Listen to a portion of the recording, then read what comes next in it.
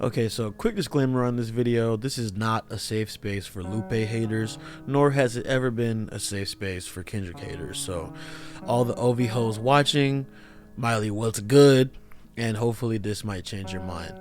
But I'm in the camp that believes Lupe has a massive hate boner for Kendrick, and I do not think that he is justified in the things that he says. I mean, in the grand scheme. Now let's get started. If you're new to this channel, or old, because I don't know if I ever really said this like officially, but Lupe Fiasco is my second favorite rap artist of all time, and to me is only second to Kendrick Lamar. And it's been this way pretty much since, I would say, like 9th or 10th grade. I started hearing both of their stuff in elementary school. Lupe Fiasco on like Kids Bop, because like Superstar was on the little McDonald's disc they had, and then Kendrick just like on the radio, like coming from summer camp, because you know, swimming pools and Don't Kill My Vibe were like super popular. Now I started listening to both of their stuff on my tablet in middle school, and as I grew into hip hop in high school, you know, both of them, you know, became huge influences for the rest of the artists that I would listen to. So Lupe got me into people like Doom, A$AP Rock, you know, that whole thing, and then Kendrick got me into, you know, like people like Chance and Gambino and Absol and all that stuff. So these different algorithms of hip-hop listenership were like a wealth of knowledge, and it was, these are two guys who genuinely like were challenging my young mind by creating these new like musical frontiers I didn't even know that they existed before. Now let's say you clicked on this video and you don't know who either guy is. If you don't know who Kendrick is, I honestly don't know how you got to this channel. And you can watch like maybe 2 of my videos, and then, you know, watch a couple of video essays and read a couple of magazine articles. There's enough information about Kendrick out there that I'm not going to explain it. But for those of you who don't know a lot about Lupe Fiasco, he is like a rapper's rapper. Kanye loves him, Vince Staples loves him, Denzel Curry loves him, Absol loves him, Tyler the Creator loves him. He even put Dominican Barber, a fairly unpopular single by Lupe last year, on his top song for 2024. So like, this is like, you know, all your little Reddit faves, they're gonna have Lupe up there. So even earlier in his career, you know, both Jay-Z and Nas were hyping him up to be like really the next them. Like, he was sort of gonna be in that Kendrick position, but you know, due to, you know, label constraints and whatnot, you know, it didn't work out that way. And I'm not even gonna foray into his whole influence on the underground like battle rap, backpack rap, you know, scene, but his influence is definitely felt the most strongly there. Like, you know, like the Scaring the Holes, No Peggy territory, like that shit. Now, why is Lupe mad? I personally think it comes down to the fact that Lupe is everything that Kendrick represents. Like, as a hip-hop artist, Kendrick is Lupe. Disregard their lived experiences and your personal preferences for their music for just a second. I just think as artists, both of their goals are the same. They just manifest differently. Like, Kendrick won the Pulitzer Prize for Damn and performed To Pimp a Butterfly with the National Symphony Orchestra. And like, he's done a myriad of other things, you know, multiple Grammys, etc. Right now, Lupe teaches hip-hop classes at MIT. He's working at being a fellow at Yale, and is now going to be teaching hip-hop classes at the Peabody Institute at Johns Hopkins University. Whether or not you see those achievements as valid because, you know, they're given out by white institutions, it doesn't matter, because their achievements are still important due to the fact that both of them seek to create and promote high art at high levels of society through hip-hop. They're not just guys that want to be good at rapping. They're pushing that boundary, and it's important for them, and they make that known.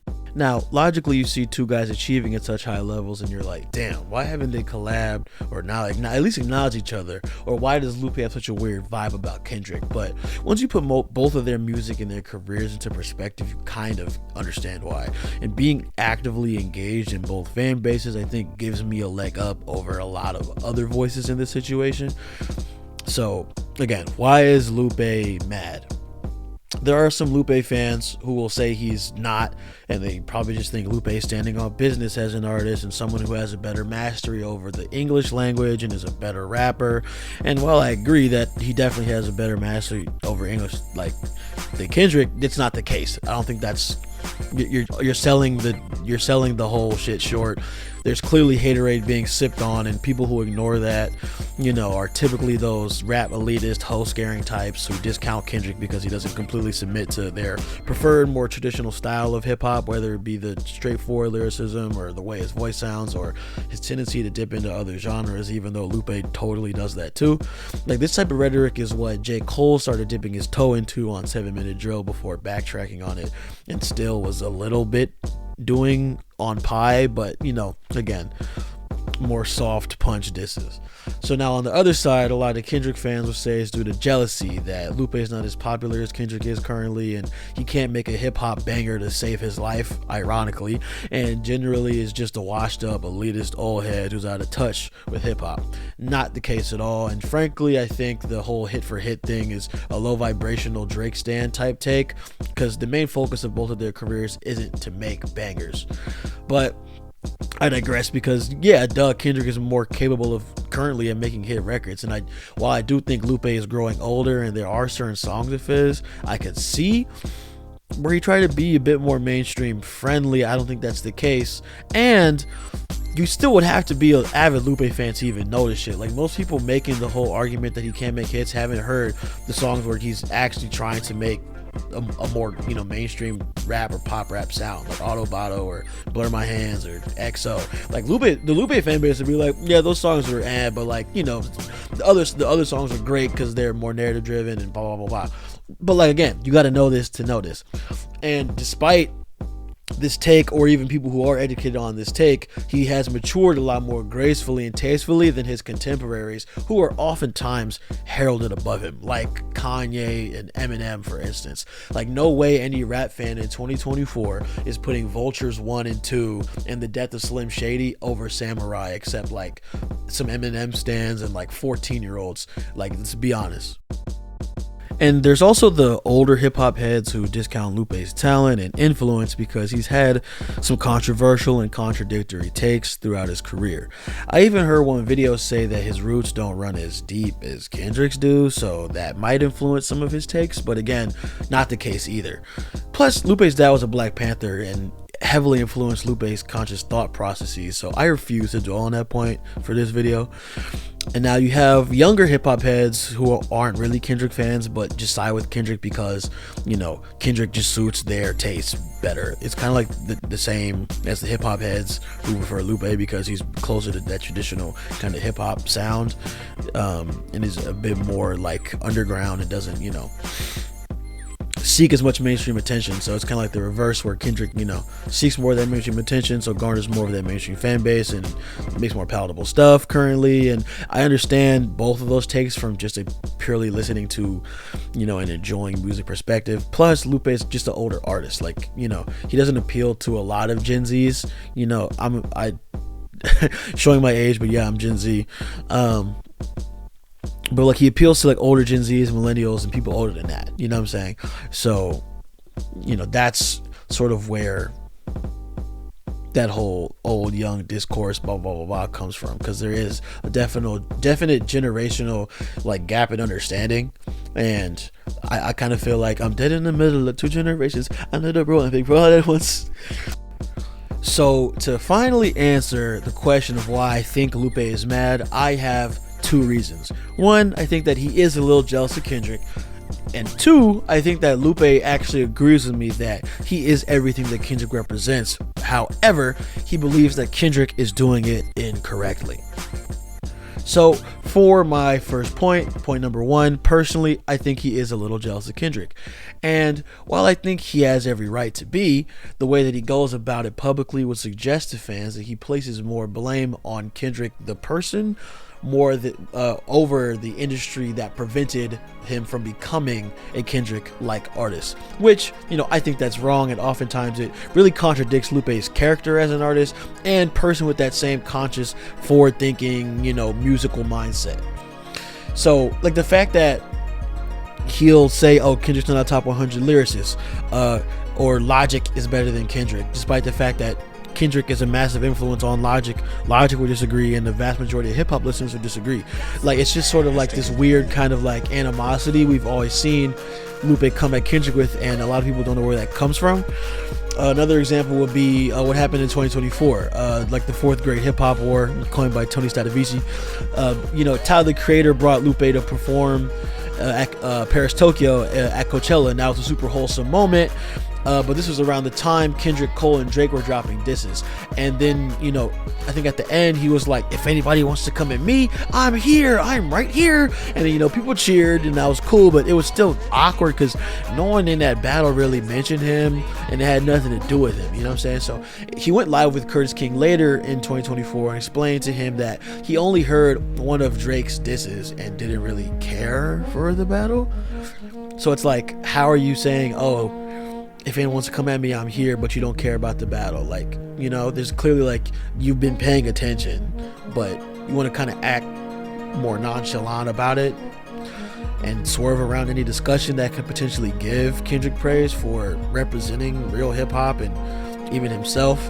And granted, Lupe has other ties to Drake, but they don't got shit to do with, I think, why Lupe's mad. So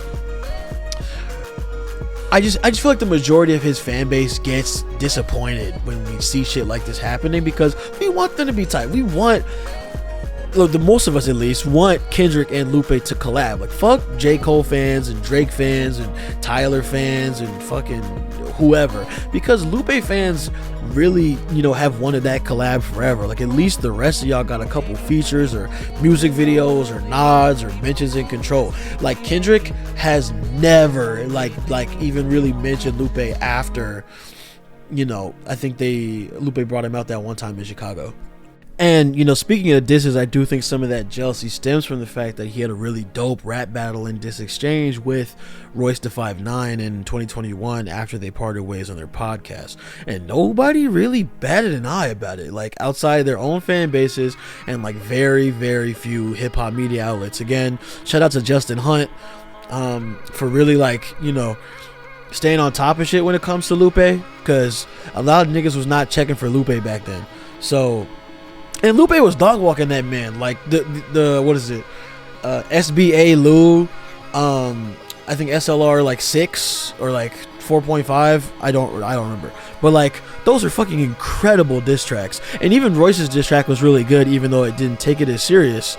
So again, in that regard, I do think he has the right to be jealous of Kendrick, but I don't think he should be centering Kendrick as the object of that jealousy, because there's plenty of other artists who don't deserve a spotlight more than Lupe. Kendrick just happens to be the king right now, and I think he's intentionally like swerving Lupe out of respect. I don't think Kendrick's like, fuck Lupe's trash. I think Kendrick generally does not want to like make anything like aggressive with Lupe. I could be wrong, because again, Kendrick was out for blood and smoke and guns and darkness and death.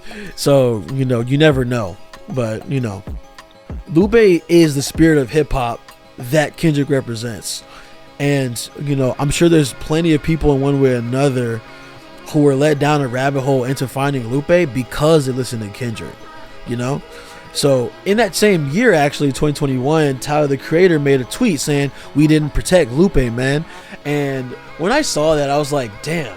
Like, when I think about it, like being a Lupe fan, it's hard to be a Lupe fan. Like, I started listening to Lupe in like middle school, but this was like after he had gotten blackballed. So I was like, whoa, this guy's great. How come people don't listen to him? And I remember speaking to my mom about it, and she was like, oh, he like was saying some weird stuff about the president, Obama at the time. And I was like, oh, dang. I mean, I guess, well, his music's still really cool. She's like, oh yeah, no, great artist, kick push, da da da da. And I'm like, okay. So, I think the whole "we didn't protect Lupe" thing was really like the smoking gun for me here, because I'll explain in a bit, but for this next segment, I'll delve into their careers and how this anger, or at least disdain, manifested in him. Now, historically, Lupe has always been a more flagrant, disaffected, controversial, and outspoken character than Kendrick. After a series of mixtapes and blowing up, he came under Jay-Z's wing and released his first 2 studio albums that sold very well commercially and were received very well critically. He dropped Food and Liquor 1 and The Cool. These records are seen in most hip-hop spaces as classic records. There was a big break in between dropping The Cool and dropping Lasers, his 3rd studio album, In between that, he dropped a mixtape titled Enemy of the State in 2009 because he felt like he ran very counter to the direction of mainstream hip-hop. Now, this concept of him being an enemy of the state would come to fruition in the early 2010s after he called former President Barack Obama a terrorist in a song. His reasoning was that the Obama administration, alongside every other previous American presidential administration, is both responsible for and complacent with the unfathomable amount of innocent casualties amassed during proxy wars. Now, for Presidents George W. Bush and Barack Obama at the time, this was the quote-unquote war on terror that Lupe, had made the focal point of this track. Now, this take would not be hot at all today, like at all, and in fact it's very, very cold, at least amongst young folks, in light of actions taken by both the Trump and Biden administrations. But since it was the early 2010s, it got him in hot water with basically everybody. Black people were like, bro, that's not cool, he's literally like our first dude in there.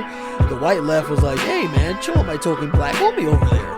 And the white right was like, well, he's just doing his job as president to protect us. America, bombs over Baghdad. You know what I'm saying? And if you don't believe me, just look up Lupe Fiasco, Fox News on YouTube. He's also had other interviews and talks about it. Kind of a big nothing burger, honestly, at least like nowadays, but back then it was, really controversial. So after this, in typical Lupe fashion, he tried to perform that same song at President Obama's inaugural party for his second term as kind of a troll, and he literally got kicked out because of that. Now, after this whole fiasco, no pun intended, happened, he never really recovered from this. His label, Atlantic Records, was still pushing him to make pop rap records, and which, mind you, he was very good at. Like, Show Goes On, banger, you know what I'm saying? But, in the middle of his own political turmoil and artistic vision, it just didn't feel right. But, despite the battle scars, the show must go on. So he dropped the albums Lasers in 2011 and Food and Liquor 2 in 2013, both Grammy nominated, but now are both generally seen as blights in his overall career due to the cheesier and dumbed down songs and lyrics, and very, very obviously like label-backed pop features and sound selections, like nothing too challenging. So, Lupe never really addresses these songs from this era or performs them in concert, and for good reason. So, like, if you don't really feel sympathetic towards the situation, I just want you to take, for instance, like, imagine you're Kanye and you just, got blasted for the Taylor Swift VMA shenanigans. Now imagine he couldn't escape to Hawaii to make My Beautiful Dark Twisted Fantasy while, being more secluded, but instead he was forced by his label to make every song on the record sound like close to Airplanes by B.O.B. This is basically what Lupe was going through, and, nobody was really backing him in this besides his core fans and, underground hip-hop. So, or like, take for instance, instead of Kendrick dropping Simple Butterfly during his 3-year hiatus, his label forced him to make all the sounds on Simple Butterfly be dumbed down and sound like Bad Blood by Taylor Swift. You know what I'm saying? That's what Lupe was going through, and I always really feel bad for him when it comes to that. And after that, he was cooking up his final album for Atlantic, titled Tetsuo and Youth, which was picking up some hype in the underground because it was basically his return to form record. And at this point, Atlantic was really not fucking with him. Like, they did not want to drop this shit at all, but they were actually pressed by a well-known hacktivist group titled Anonymous. Like the V for Vendetta face guys, like the trapping off the dark web guys, like big name in the dark web, that type scene type dudes, like black hat hackers, like straight up hacker man voice, I'm in people, like they have government information. Those guys were pressing Atlantic Records, like the multi-billion dollar music industry, to drop Lupe's album.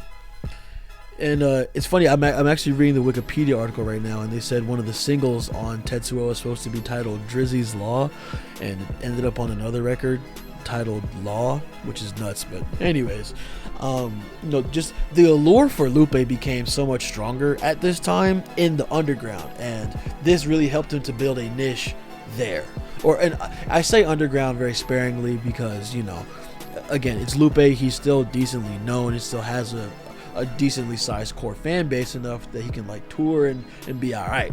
It's just that he's sort of in that kind of like C-list where it's kind of like you don't really see him unless like he's doing something, you know, more dramatic. It's unfortunate, but you know, it is what it is. So yeah, again, like being in this sort of like, you know, C-list, and again, this is no diss to him, it's just sort of where he falls in the mainstream. He really just fell off the face of the earth.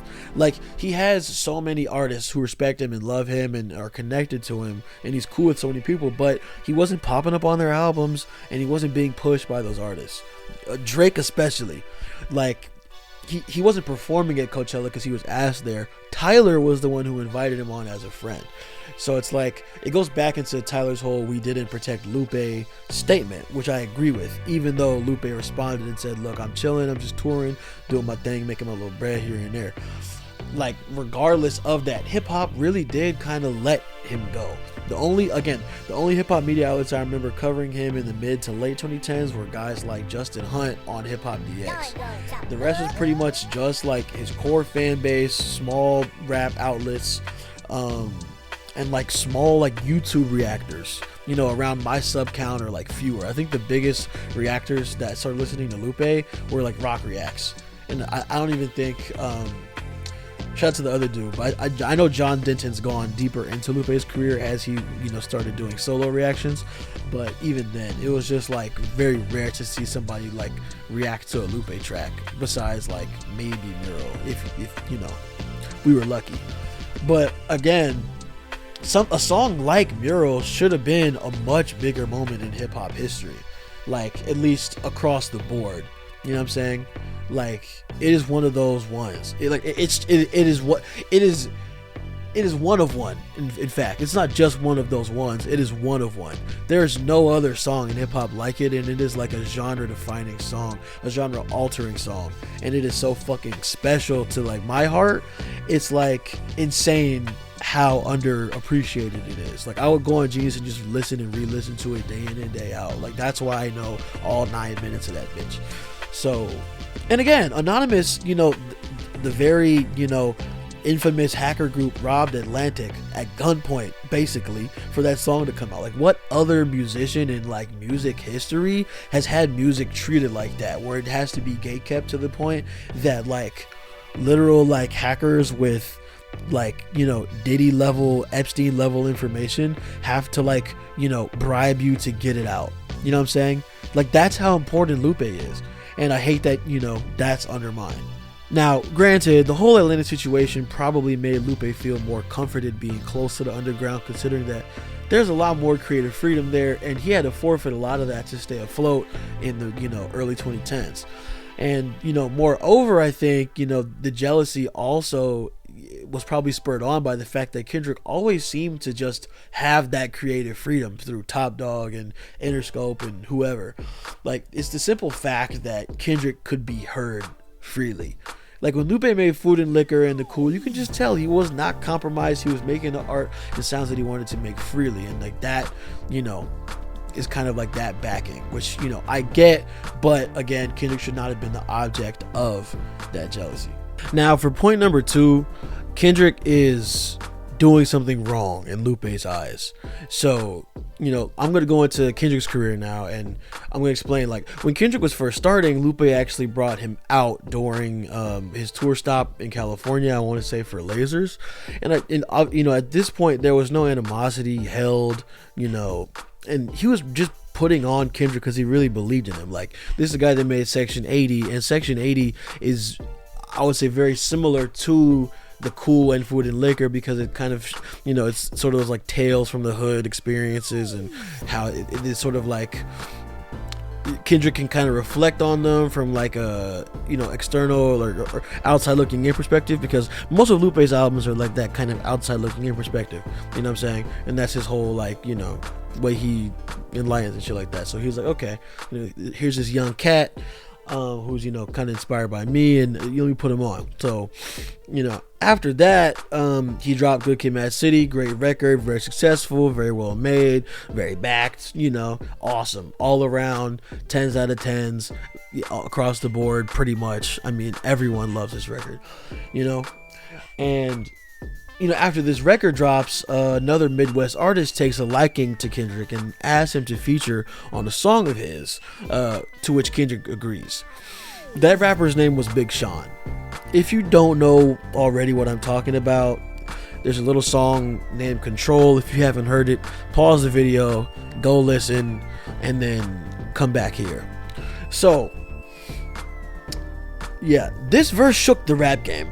This was essentially the beginning of Kendrick's ascent into GOAT status, and it pissed off way more artists than it should have, like Drake, Big Sean himself, Jay Electronica, and one namely Lupe Fiasco.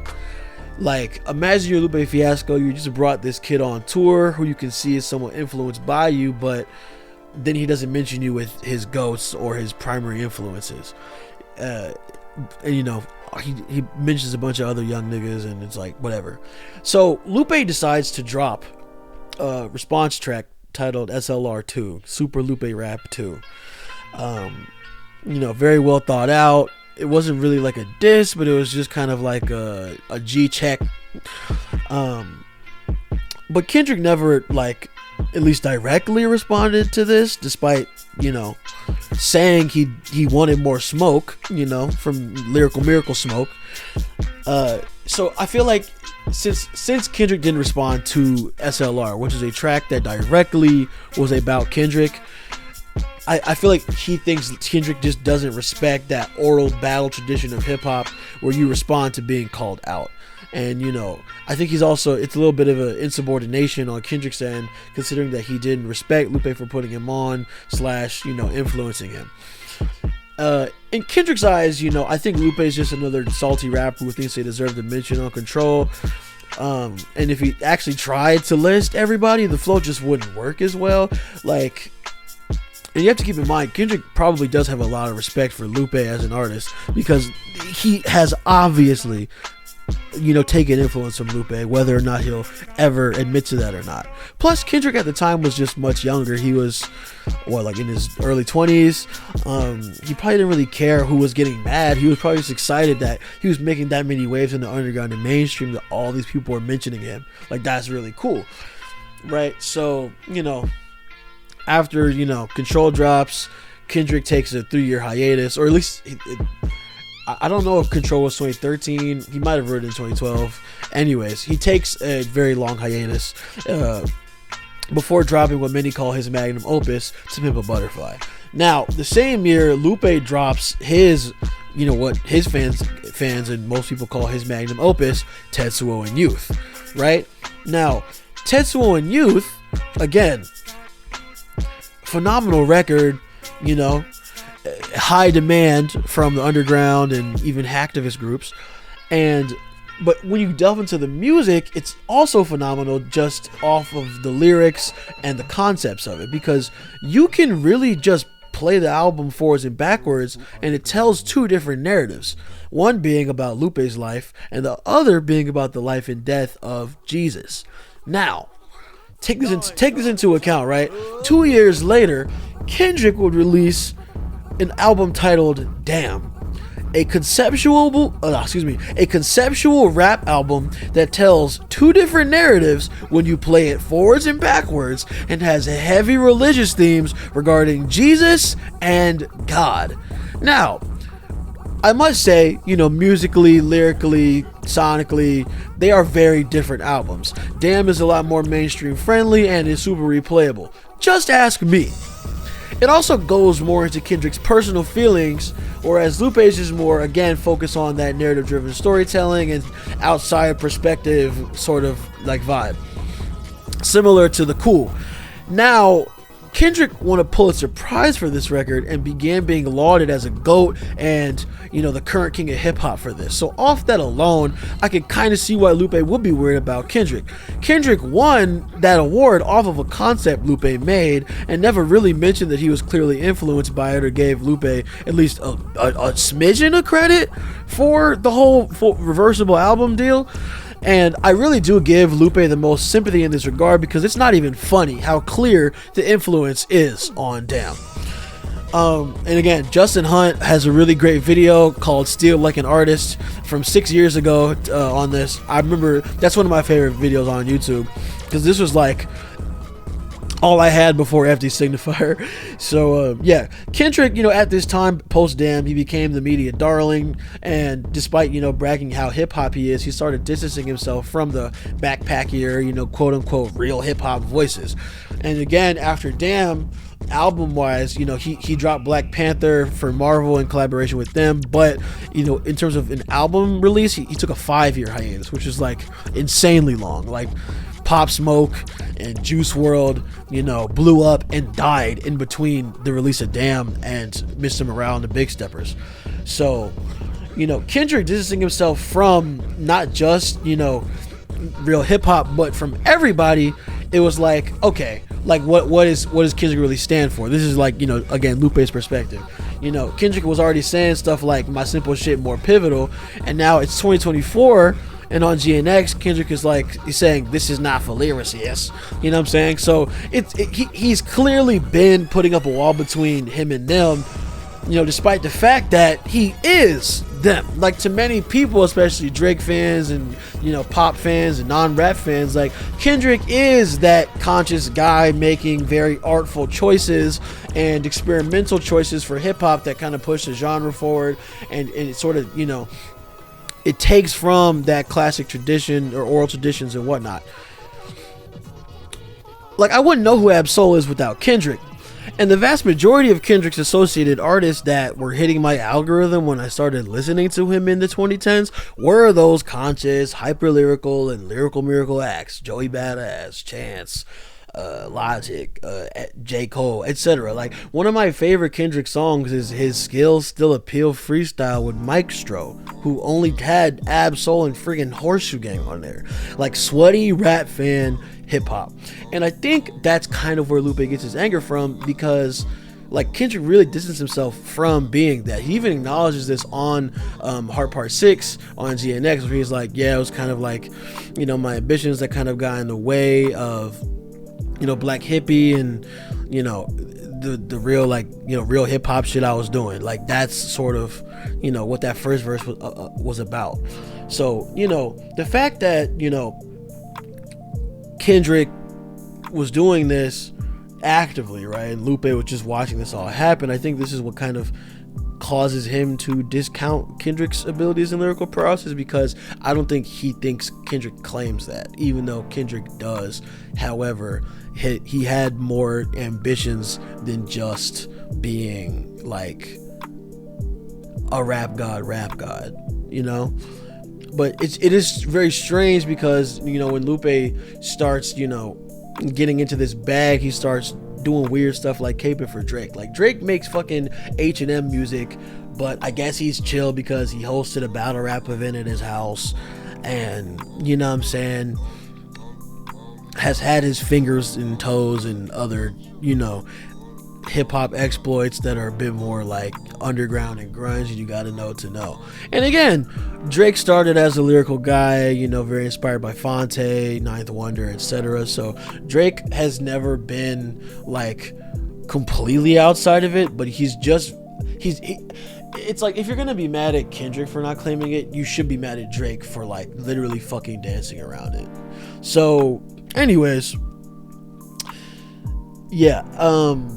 aside from the Tetsuo stuff, though, I don't think that what he says is justified, and I think it would probably just serve him better to just, pop out strategically and just, watch the world through eye holes in his oil paintings, instead of having to be asked the same questions by the same, podcasters and interviewers, and be called names by, rap fans and kids who don't really even know him like that. Like, it hurts me to see that, because he is such a great artist and musician, and he deserved and still deserves way better than what he had to deal with. So, just to close out, again, these are my 1 and 2 spot for favorite rappers of all time. Has not changed. So, oftentimes in my head, he ends up being the Endeavor to Kendrick's All Might. Shout out to my anime fans who will get that one. But again, I'll say Lupe is everything Kendrick represents, and while I do think that you know, Kendrick is the GOAT, I don't think that Kendrick is everything Lupe wanted to be. The flavor of their records are just very different, and that's, you know, that's another story for another time, story for another rhyme. So, you know, I hope y'all like this video format. I always kind of wanted to do a more discussion-based video that will eventually become a video essay when I get a better setup and more storage and shit. But, you know, we shall see. I actually think there is a version of this video I made, like a Lupe and Kendrick rant I made way back on my dad Naruto fan channel back in the day. And, you know, if I find that, I'll link it below so y'all can hear, you know, pubescent me rambling. So, again, hope y'all enjoyed this video. I love y'all. Happy New Year. Thank you for 37K subscribers. You know, the GNX video's popping. You know, we doing bigger things 2025. It's all part of the process. You know, as always, one love. Oriwa Yasuke. This is my probably like 100 somethings video. And Yasuke out. Peace.